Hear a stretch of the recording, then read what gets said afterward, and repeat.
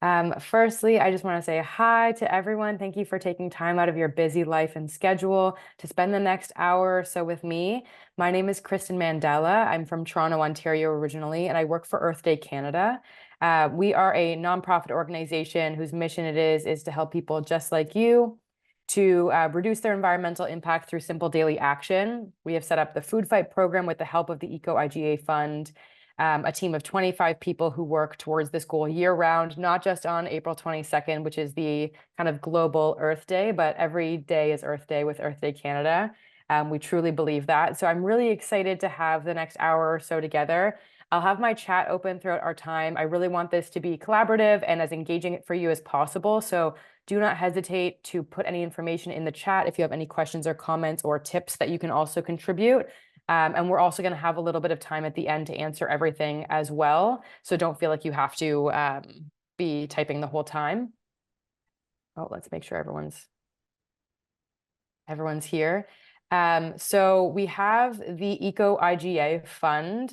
This fund has existed since 2008. The IGA merchants contribute to a portion of their revenues to it. Each year, they contribute up to $1 million to Earth Day Canada. This really allows us to run several programs. So we have Action and Reduction. A team of 5 people support all the IGAs in their waste management, so reduction and recovery. We also have the Traveling Jar, which is an awareness raising tour in IGAs all across Quebec and New Brunswick on preservation techniques and to eat more local produce over a longer period of time. We also have the Food Fight, which is a wonderful program that combats food waste that has been offering workshops and free tools over the last 8 years or so, again, all over Quebec and New Brunswick. We have 3 different anti-waste workshops that are offered over the course of the year, all about planning, preserving, cooking, and we have kind of all these tools at our disposal. We have a newsletter and website set up to keep up to date with the latest news and upcoming workshops. We have an anti-waste community with almost 5,000 members. Oh, sorry, I'm getting ahead of myself. We have an anti-waste booklet and many other tools that we will be sharing throughout our workshop.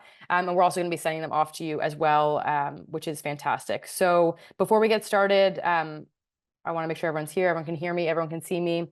Let's get started and get right into it. So again, congratulations. If you are here, you kind of recognize the importance of how kind of influential and impactful it is to reduce your food waste. I really do, again, want to reiterate, I appreciate you taking the time out of your busy schedule to learn about the ways that we can tread a little bit lighter on the planet, especially following Earth Day and Earth Month. There's always all this hubbub. I think it's really important that we bring that energy and enthusiasm to all the months of the year, not just to April. So I'm really happy to be with you in May. A few important things to keep in mind: greenhouse gas emissions are not just from things like oil fracking or driving your car. They also come from a lot of food production, especially from methane gets released in the landfill. Our food waste can release methane in our landfill, compost as well. And I think it's important to inject a lot of gratitude and understanding into the work and resources and time that goes into creating our food. I think when we have that dose of gratitude and appreciation for just the amount of resources, water, time, labor that go into growing our food every single day, I think we'll all be a little bit more mindful of those resources and less kind of quick to throw those things away.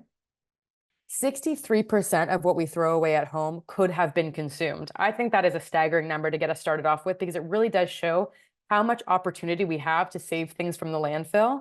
And I think on top of that, $11,100 Canadian is lost per year per household. So for average 2 children and 2 adults in Canada, I think with the cost of living, we could all agree that it would be fantastic to, who wouldn't want an extra $11,000? That's fantastic. So I think for all these reasons, Earth Day Canada has set up the Food Fight program with the support of the Eco IGA Fund to really empower us with this information. Information is power, and then we can take that information and bring it back to our homes. So let's start it off, get the chat going with, why do we think that we waste?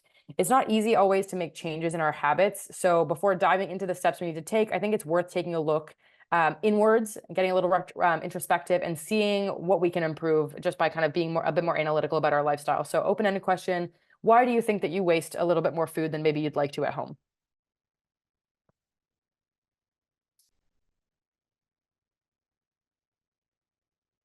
We gotta warm the chat up.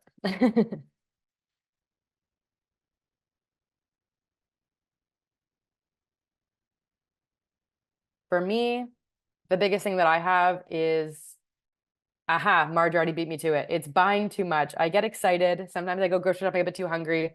I buy too much, especially, yeah, like when things are on sale, you get too much of a quantity of something and you can't cook it in time. Carol has shared over prepping and underutilizing the food. Absolutely. Lack of prep time, buy more than you need, not using it fast enough, buying things and going bad before cooking. These are all absolutely relevant to what we'll be covering here. So we buy too much, ease of access. Yeah, that's a really important one as well, and one that we shouldn't take for granted. We forget, we run out of time, we don't store it properly. The best before dates can be a headache.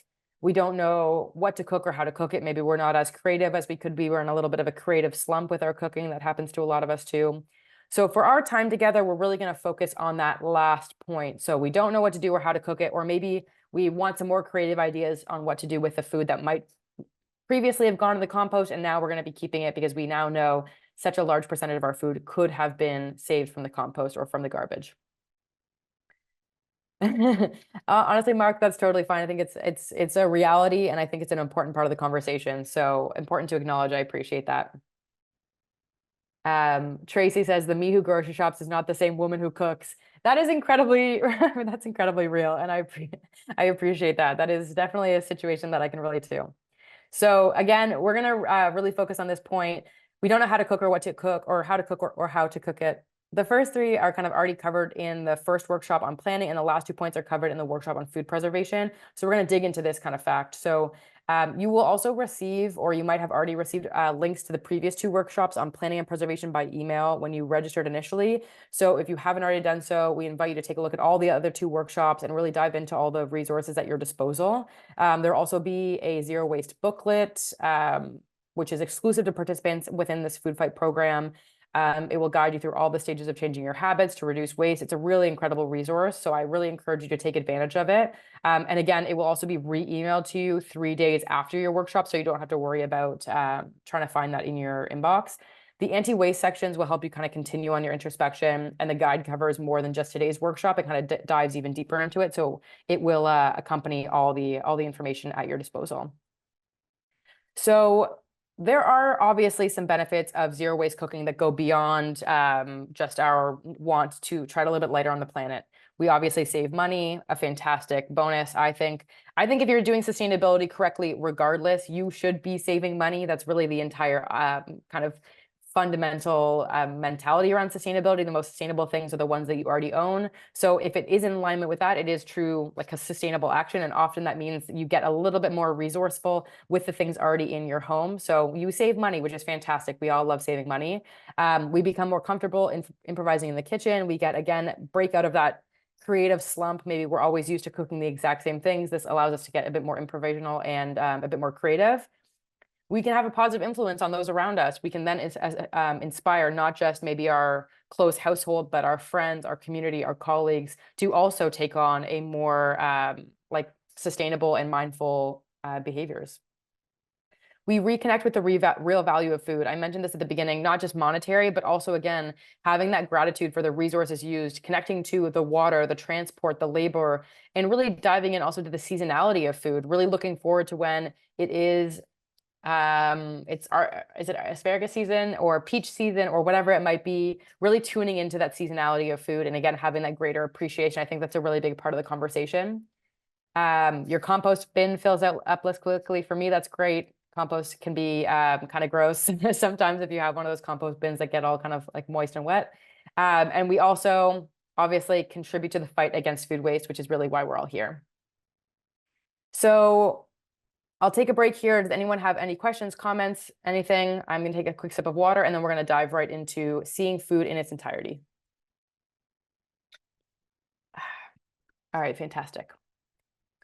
So despite our efforts to plan our week and to extend the life of our food, it often happens that certain foods are forgotten close to the end of their life. It's kind of one of those things where you're like, I did this the other week with artichokes. I was like, I'm going to make artichokes, not realizing how intensive this, like the kind of prepping it is for artichokes. And I left it for too long because I was busy throughout the week. And then I did it by the end, and they weren't as good as they probably could have been a few days before. But it just happens. Life gets in the way. Even the person teaching you the workshop, sometimes food waste unintentionally. It's just a reality with our busy lives, and that is totally, totally fine. Again, we never want to have perfection get in the way of doing good. But there are some things that we can know to help us reduce leaving those foods to the last minute, or at least preserving the ones that we have. So I always ask the question, to peel or not to peel. You often don't actually need to peel a lot of your root veg. Peeling things like potatoes, beets, carrots, unless you want to use those things for other things, like people make sometimes beet or carrot chips, or if you're using them to like mulch for juice or something like that. Oftentimes you can just wash with a brush, remove the dirt, and there is a lot of nutrients within the peel of some of those veggies. So I really encourage you, save yourself that time and effort, keep the peel on, give it a good scrub. If you can buy it organic or local, bonus points, obviously, because I know that obviously pesticides in peels is a concern. So yeah, if you can buy those things organic, even better. But I really encourage you to, again, break out of the norm of what you maybe you're used to doing within the kitchen. If you want to reduce the amount of pesticides potentially on your food, you can wash your food with a brush and water. There's also some like produce cleaners that you can buy, but also vinegar and water is a fantastic one as well. But really encourage you again to use the other tools that we have sent to you, because you can target certain products that contain fewer pesticides, avoiding things like the dirty dozen and going towards the things like the clean 15, which will be within your resources. So take some time to wash and remove that dirt and you are good to go. If you do want to peel, no problem. I do really encourage you to try to get creative with what you want to do with those peels. I think there's a lot of things that we can do. You could also keep the peels in the freezer to make a homemade broth. That's becoming a more of a norm in my household. We have one compost for like the eggshells and all those things that we're not going to be putting in a broth, and then we have a bag in the freezer for our broth that we try to make once a week. And that's a really great way to be able to not only make something that's super nutritious, but get a little extra life out of those peels if you are interested in peeling some of your veg. Oh, look at me. It does say to avoid potato and cabbage peeling because it can make your broth a little bit bitter if you are interested. But if you like a bitter broth, then maybe it's perfect.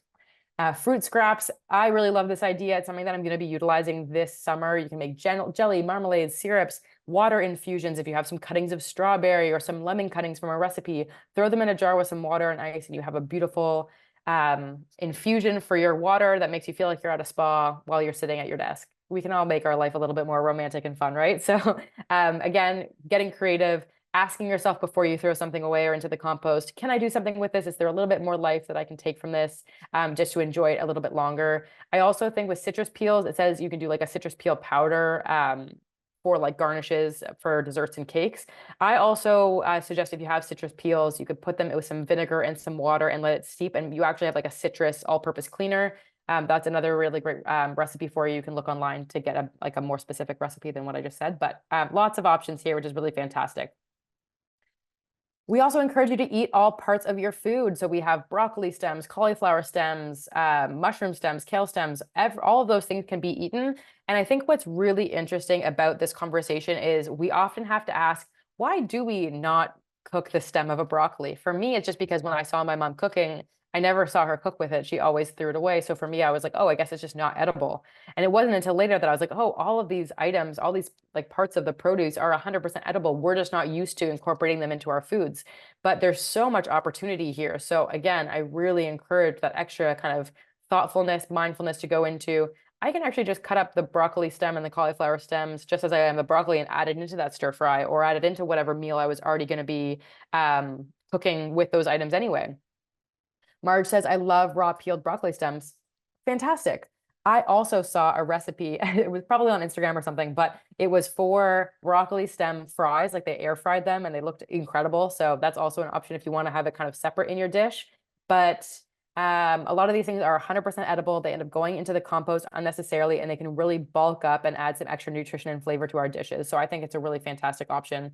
When it comes to radish, beet, carrot, turnip tops, you can make a homemade pesto. I know we've probably all come into the situation where we want to make something, we don't have enough of something to really make it into, like if you have pesto, but you don't have enough basil, you can bulk it up with some carrot tops or radish tops, all 100% edible and nutrient dense. We just don't really see it as something that we eat, but it's absolutely edible for us. We also have herb stems. I know we often, again, cut those out thinking that they're no good. 100% edible, still have nutrition in them, which is fantastic. So You also can add them. I've seen this with like an ice cube tray. You can add a little bit of the kind of raw cut-offs of your herbs with a little bit of olive oil, freeze it, and then you can add it in as kind of like a nice oil starter for whatever you're cooking. I think that's a fantastic idea. And honestly, you could also try to regrow some of your veg depending or your herbs depending on how it is cut. I will say there are exceptions to this. Rutabaga and rhubarb leaves are not edible and not safe to consume. I'm sure a lot of people are aware of this, but just want to do my due diligence. These are things that we're not trying to eat the leaves of just because they are not good for us. But basically, every single thing else that I've mentioned is nutritious and delicious. So lots of options. When we get into developing culinary confidence, oh my gosh, great. Marilyn, I love the suggestion. Her daughter uses orange peels for candied orange peels. That is such a cool idea. I actually recently did, I could probably go get it in my kitchen, but I won't bother. I had some oranges that were going a little bit sour. I had waited a little bit too long and I dehydrated them into Half Moon oranges that now I use as like really nice drink garnishes whenever I'm having people over or hosting. I really love them. They last a really long time. Obviously, you don't reuse them once you've used them in a drink, but you dehydrate them in the oven and they are really beautiful looking. And it was a great way to use them as well. Thank you for sharing that. I love that idea. Hiral says we use orange and lemon peels to dry and powder them to make facial masks. You guys are incredible. This is wild. Wow. Thank you so much for sharing that. That is really, really cool. I have no idea how to do that, and I'm intrigued.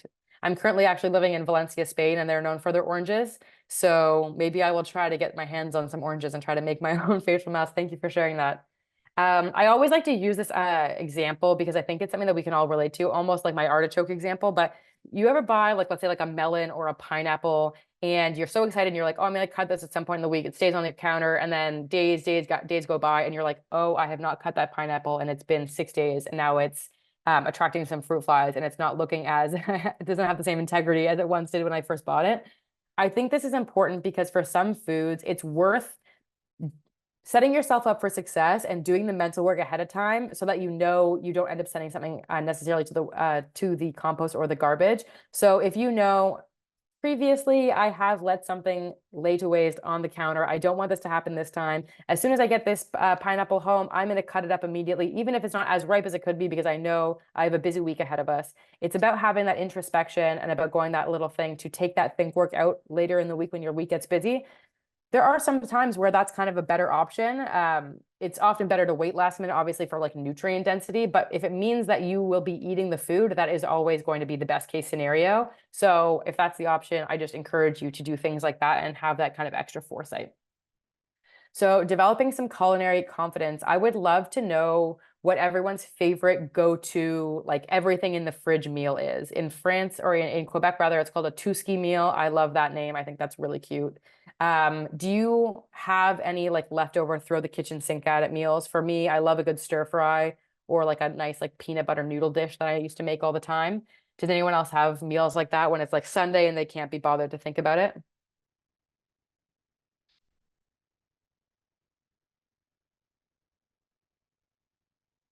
Oh, amazing, Trisha. A nice soup. Honestly, I feel like that's a wonderful example of this because you have a little bit more grace often. You can kind of boil or parboil some of the things, throw it in an immersion blender. Good to go. Oh, Mimi with a nice chili. That sounds delicious.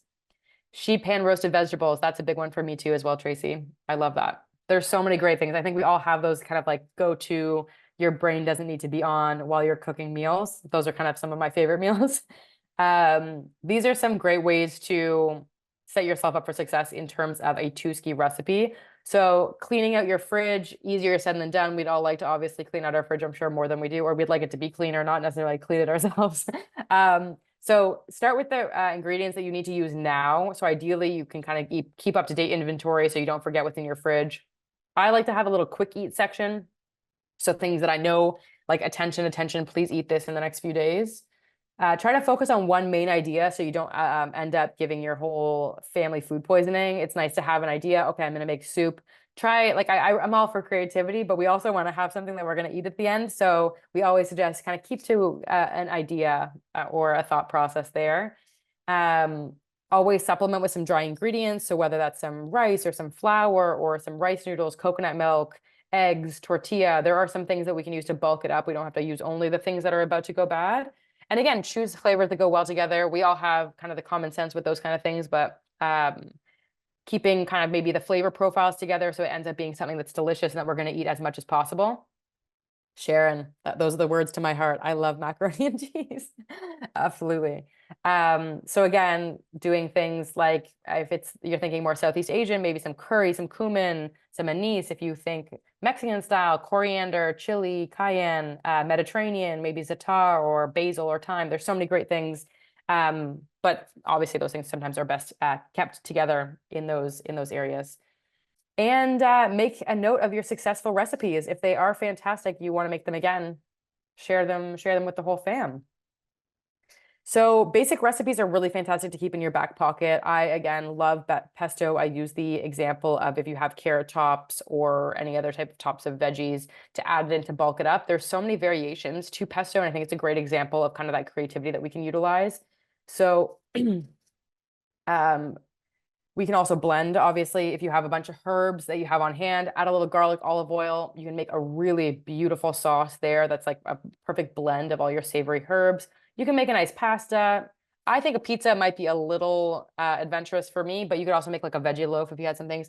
Mark has a question. How do you balance not wasting food and avoiding food poisoning? I work in healthcare and food safety hygiene guidelines are pretty stringent. I think that's an important question. Thank you so much, Mark.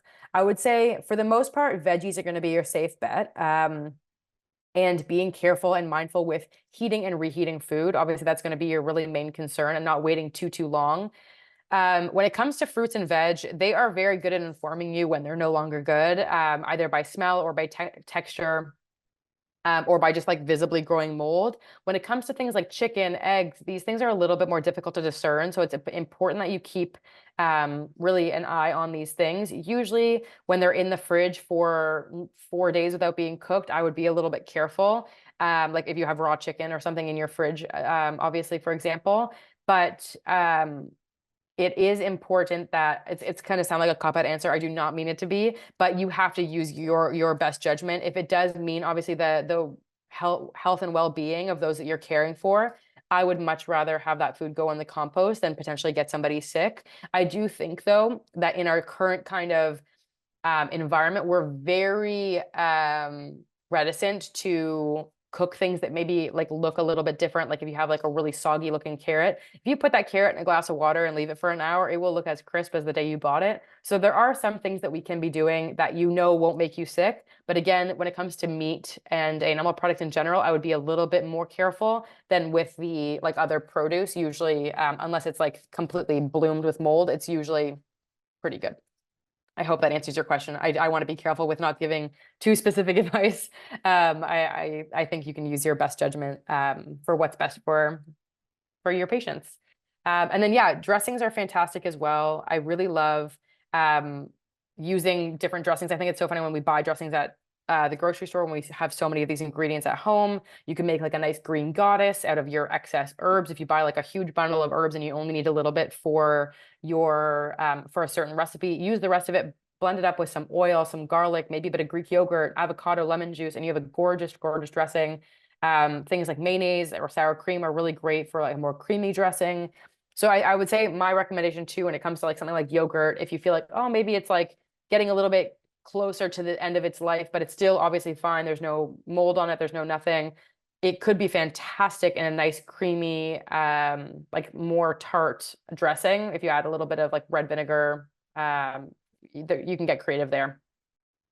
So yeah, again, there's so many options.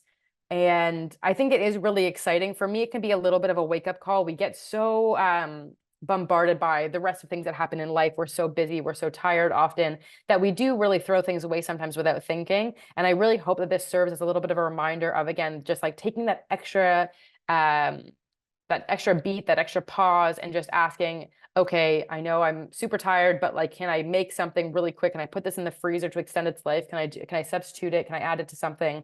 And can I prolong the life of these things and not send it to the compost unnecessarily? Food substitution is a great part of this, because instead of going to the grocery store to buy that one missing ingredient, and maybe you're only going to use like 3 leaves of mint for one ingredient, you can simply avoid that and buy foods in excess quantity, which I know we shared is kind of an issue for some of us. and instead find things that we can substitute with that are already in our homes. So the good thing is root vegetables are great for other root vegetables. So if you obviously it will change maybe a little bit the consistency or the taste of your dish. Beets, carrots are fantastic. Turnips, parsnips, sweet potato, rutabaga, potato. A lot of these things are potato, are not, I wouldn't say exactly one for one interchangeable, but again, are very good substitutes for one another and would be great in a dish that the other one is good in. For greens, same thing, other greens, obviously a pattern here. So if you need something with spinach, yeah, maybe try using the carrot tops or a different type of lettuce or kale or some cabbage. Eggs, we have aquafaba flax, chia, camelina, which I'm not as familiar with, but I would say this is not suggestions on how to make an aquafaba, which is chickpea water, like chickpea that comes in a can, the water that is soaking in chickpeas. I wouldn't say you have to make like an omelet out of aquafaba by any stretch of the imagination. What I do think that these alternatives are fantastic for are things like baking, where an egg is an ingredient within a larger recipe. Chickpea water, flax or chia seed, eggs, there's ratios that you can find online, are really, really fantastic options if you don't have any eggs in the fridge and you couldn't be bothered. If you have a little bit of flax or some ground flax, some chia seeds, if you have a can of chickpeas, you can drain a little bit out, and they really do make great egg substitutes. For fats, we have things like mashed banana, we have a fruit compote, mashed vegetables. Even again, back to the baking conversation, if you have a little bit of applesauce or something similar, these are great things that can be substituted out. Sugars, we have honey, we have brown sugar, maple syrup. Again, it may change the dish, but it could change it for the better. We never know. Baking is a little bit more of a science, but hey, it's all part of being creative. And again, if we have these things at home, better to use those. Citrus fruits, again, fantastic for other substituted for each other. Lemons with limes, grapefruits for oranges, clementines, that kind of thing. All fantastic and all delicious. Spices, there are some I think that like I wouldn't use like spicy cayenne pepper in exchange for salt. But I do think that like if you're thinking of cumin, but you have some garam masala powder, or if you have cinnamon and you have cardamom, these things are within kind of the same families of each other. So I really encourage you to kind of mix and match those things. Anise with fennel, oregano, maybe with some like thyme or rosemary. They're not one for one. Obviously, that's why we have so many beautiful and delicious spices and herbs. Jessica, reading my mind, absolutely. Google is my best friend when it comes to cooking substitutions. I think the internet, obviously it has all of its problems, but there are so many fantastic resources out there. If you have like, you're like, I can't be bothered to think about things. I think there was a website, I don't know if it still exists anymore, where you could just type in all the things that you had left over in your fridge and it would make a recipe for a meal for you. So I really encourage you to yeah, if you don't want to have all the think work, rely on the internet and have it think for you. Oh, ChatGPT does that. Fantastic. Yeah, there's so many great resources at our disposal. I think it's also important to trust yourself. We all have years of cooking, maybe not fantastically, but cooking well enough that we're still alive today. So allow yourself to make some mistakes. Don't put too much pressure on yourself. We're not expecting anything Gordon Ramsay is going to be critiquing at the end of the night, unless you live with like a really mean person in your house. But yeah, I really encourage you, even if you do fail at one of these, like throw everything in the kitchen at like a Tuski recipe, take it on the shoulder, make some notes. No, maybe I'm not going to add that next time. It's all about trial and error to set yourself up for success in terms of longevity. It is a marathon and not a race, or a marathon, not a sprint. And we really do want to kind of gradually build these habits for the long term. And that might mean making some mistakes along the way. And that is absolutely, totally fine. Again, step out of your comfort zone and find inspiration. And again, I love that you guys are using the internet on at your disposal for these kind of things. So here are some additional ideas. I think these are all great. I love, again, going around the world, breaking out of our bubbles. Grilled cheese, or a little croque monsieur for our French folk. An omelet or a frittata. We can make like a nice bean salad, a good savory crepe, some dal if you have some like lentils. Shakshuka, I always thought was really difficult to make. You can make a pretty fantastic shakshuka with stuff that you already have in your home. Eggs poached and some tomato sauce with whatever veg and herbs you have around. Fantastic. Tracy said, if you put your lemon wedges in your water every morning, buy a bunch when they're on sale, cut up and keep in the freezer. That's a really fantastic suggestion. Thank you. Again, this is a really perfect example of knowing yourself, knowing that you love a little bit of lemon in your water, setting yourself up for success, and then taking that think work out so that when you do really want those things, you don't have to think, oh, I have to go to the shops for some lemon. You're like, past me is being nice to future me, and now I can just have some lemons in my water. So I really love that idea. But yeah, these things are obviously maybe not always in our rotation for the week, but I think they should be because a lot of these things are very, very easy. And then you kind of build some extra skills that you can kind of transfer in the future. So making a crepe, flour, milk, and egg, you can make a really nice crepe batter. And you can make kind of like a savory. I would like a sweet crepe. That's my preference. A little bit of Nutella or something in that, and I'll be happy. But you can also make a savory crepe, of course.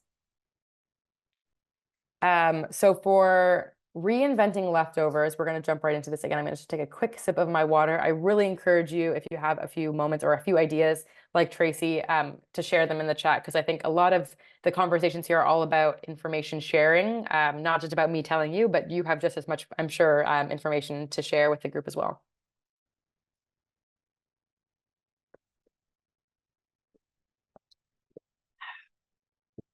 Fantastic. Okay, so we're going to keep going into it. Again, feel free to put whatever you'd like in the chat. So we are reinventing leftovers here. So table scraps currently are the third biggest source of food waste at home. The first is just produce, so fruits and veggies that go bad without us being able to eat them. So how can we keep our food waste, our table scraps, out of the compost? So, oh, that's not what I wanted to click on. Oh, okay, we're gonna go this way first. So one of the best way is to avoid wasting leftovers. So for me, there's a few things that we can do. First of all, as it says here, freeze them in smaller portions. I like doing this if I have a really large portion of something and I don't want it to all kind of like get all mushy and lose its individual consistency in one container. I will say as a stipulation though, if you feel like your next day you're going to be having that exact meal as it is in one container, you know yourself best, totally fine to put it in one container. This is more for if you have a bunch of meat, some potatoes, and some veg. Storing them all separately will help them all stay kind of in a better state for longer so that you don't have to kind of, if you don't eat it the very next day, you don't have to immediately toss all of it. And you can then use individual elements of that one meal. So if you want, as in the example here, some peas, if you want to throw that in a pasta sauce the next day, you don't have to dig it out of the one container that's already with the meat and the mashed potatoes that were from the dinner before. You can kind of easily pick and choose those ingredients to put into newer meals, which I really like as an option as well. But again, if you know yourself and you know you're going to be cooking or eating it the exact same way the next day, no problem there. You can also do things like French toast, breadcrumbs, croutons, if you have those extra kind of stale pieces of bread.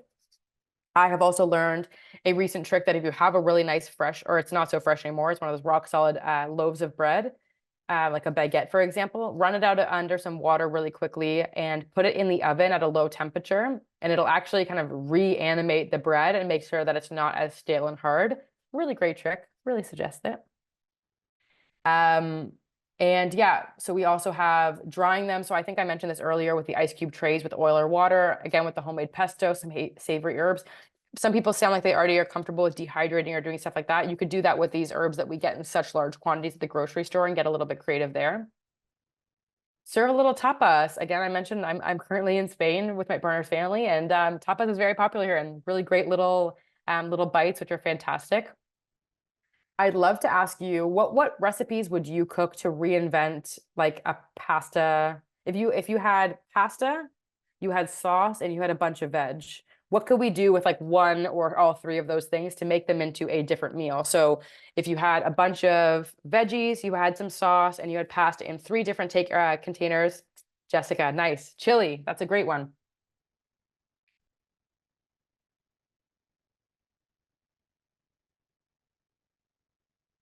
I think making maybe like depending on what type of pasta it was, I could make like a nice cold pasta salad. Now that the weather's kind of getting a bit warmer, nice cold pasta salad. Oh, casseroles. That's a great one, Eve. Casseroles are a great way to use up extras. So true. A nice new spaghetti sauce. Fantastic, Sharon. So true. We could also try, I don't know if you could do like you could use the pasta sauce as a pizza and the veggies for the pizza potentially. That could also end up being something terrible, but it could be something good. But yeah, so again, taking that extra second, getting creative with it. We could do a few other things.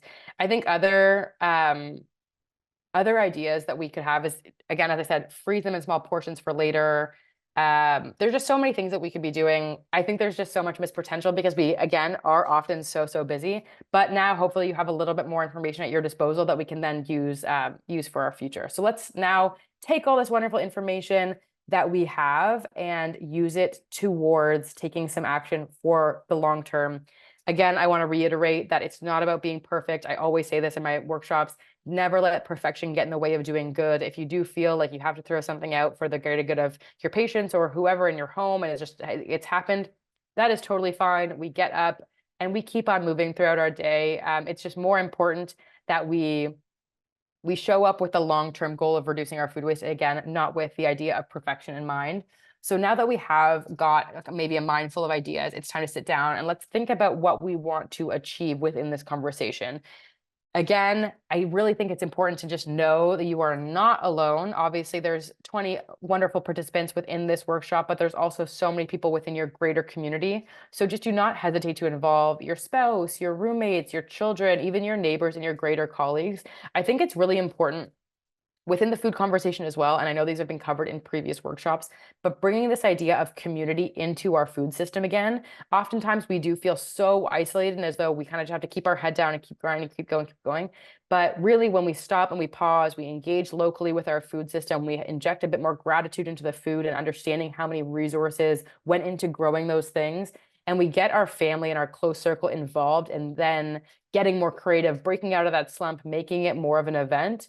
It's so much easier to then have that longevity with that change rather than feeling like, oh, I'm already so busy and now this is another thing I have to put onto my plate for a matter speaking, rather than something that actually brings more community, more gratitude, more excitement and engagement within my community and within my home. So I think it's important to be mindful of how we view it and just kind of bring again that gratitude and mindfulness into it first and foremost, rather than the heaviness of maybe having one more responsibility that we have to deal with. So some things that we can do as a group as well to feel less alone in this fight for reducing our food waste is donations. So if you have a community fridge or collective kitchen within your community, pass along your surpluses. Ask how you can get involved. If you bought like 4 pallets of some sort of food and you know you're not going to be getting any use out of it, contact your local community fridges or any kind of organizations that are fighting food insecurity and ask if you can pass along those excess. You can also share your tips with your friends and family. I think there's so much knowledge that each family has that's always so unique to them. So just like how I always watch my mom throw out that broccoli stem because maybe she her mom threw it away as well. Now we can change those things and also converse with the other families and see what they do differently and what we can all learn. We can join the anti-waste community on Facebook. The link again will be provided to you. So much information and resource sharing and also just like support and fun. I really enjoy it. And then you can also go further by following the traveling jar at Earth Day Canada to learn more about the advanced preservation methods. So we talk about things like canning your food, like dehydrating your food, lacto fermentation. So you could kind of be the person that brings like a cool kimchi to the barbecue this summer. Obviously, if the season is over for any of those foods, you can refer to them in the traveling jar tools and really tap into those resources there. So getting everyone involved, as I said, is a huge part of the solution. I like to keep a notebook in my kitchen of like my favorite recipes so that, again, you're tired at the end of the day. Let your past you do the work for you. You can set up a family group chat if you want and share your recipes that were like a bit more experimental if you want, or like let your children or your roommates or your spouse get them in on the week's menu. If you say like, okay, well, we have way too many potatoes, we need to get those cooked. Let's brainstorm what are some ideas that we can make with these potatoes. Get everyone in on the fun. The Traveling Jar is one of the programs that Earth Day Canada runs. So it's just like a resource sharing like program that we have given you guys access to. So that will be shared with you, I think 3 days after our workshop together. No problem. So yeah, again, getting people in on the fun and on the opportunity. You can also divide up your zero waste roles. So I like to, this is kind of, again, something covered in a previous thing, but I love to buy ugly vegetables at the supermarket. So it's really fun to be able to like buy the ugliest ones because you know that they're going to eventually get thrown out. You can kind of be the person that's like, okay, you, roommate, partner, child, whoever you may be, you are the guardian of the fresh herbs. You have to check the fridge every single day and make sure that those herbs do not go bad. And you have to be the one that reports back to me, the person that has to like unpack things properly. It's all about injecting fun because when we're having fun, it's going to be way easier for us to, again, have these things last a little bit longer within our lives. And that's really the end goal here is just to integrate these things into our general lifestyle so that they become as easy as our previous habits were. I'm just going to go through these as some ideas of what we can do as I continue to share. Because again, I'd love for you to share what we could be doing, but we can also volunteer and get involved. So keeping our motivation up. As I mentioned, we could be supporting these community food insecurity organizations, but we could also get involved directly if we have a community garden in our neighborhood, if we have neighborhood kitchens, again, those food insecurity organizations that are working very, very hard within Canada currently, and find out what we can do around us to get ourselves more involved. This also, again, really ups that gratitude factor when we understand just how easy we have access to the food within our home, within our grocery stores. Our Zero Waste Community Facebook group, or just other community Facebook groups. If you have a certain neighborhood that you live in, you could look in the name of your neighborhood and then Zero Waste, or the name of your neighborhood and like throw nothing away, or any of like the kind of like different groupings of those type of words. And you will find fantastic options for people within your community that do not want to throw things away ever. And if you're like, hey, I have a lot of cans of something and I'm going away on vacation, would anyone want them? I guarantee you that somebody will want these things. Somebody's garbage is definitely somebody else's treasure when it comes to sustainability and zero waste groups. So I really encourage you to look for ones that are within your area. You can go online and just see kind of what kind of things they often talk about, but again, a great resource there as well.